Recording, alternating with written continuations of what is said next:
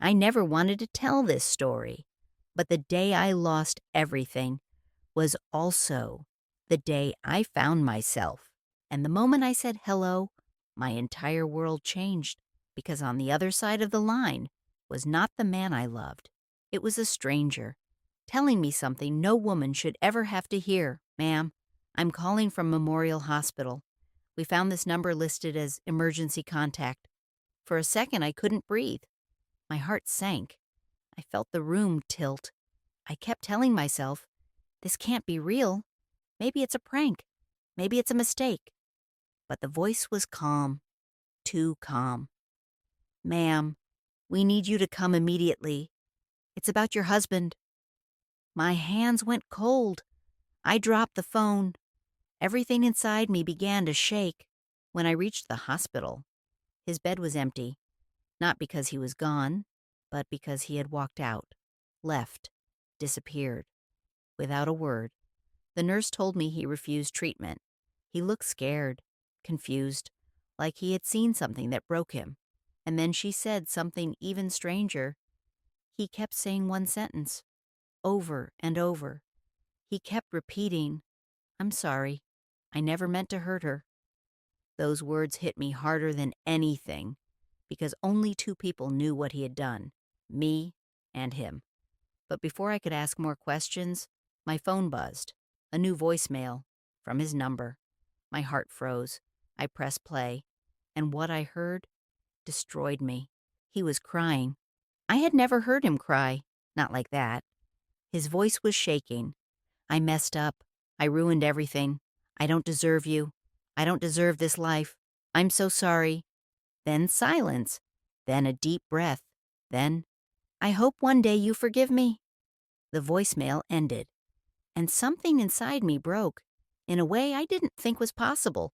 People think heartbreak happens in one moment, but the truth, it happens slowly, in all the little moments you ignore, just because you love someone too much. And God, I loved him. I loved the way he laughed, the way he looked at me like I was his entire world. I never imagined that same man would be the person to break me. The hospital called me again. They found him, sitting outside, on the cold pavement, crying.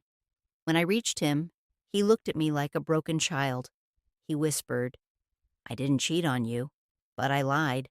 I lost everything. The business, the money. I didn't want you to know. I thought you'd leave me. He chose to break himself instead of telling me the truth. I didn't yell. I didn't scream. I just sat beside him and held his shaking hands. For the first time, I saw the man behind the mask. He wasn't a liar. He was scared, terrified of disappointing me. And in that moment, all the anger I carried melted away. Some people leave when things fall apart, but some people stay.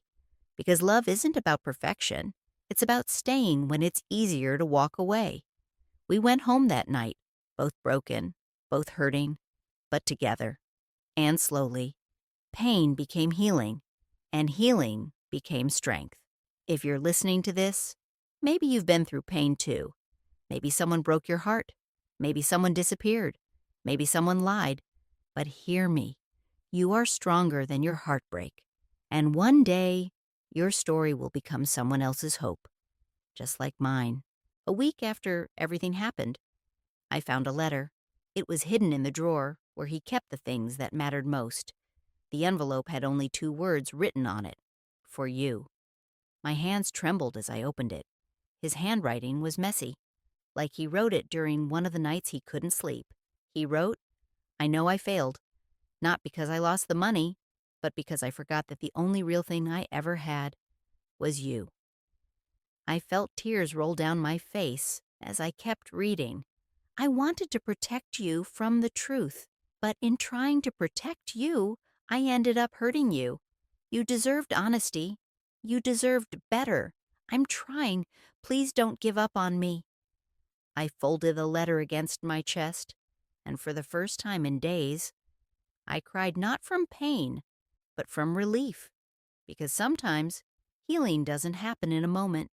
It happens in the quiet spaces, in the words someone was too scared to say out loud. And in that moment, I finally understood something. Love doesn't break us, fear does. And when fear fades, love finds its way back.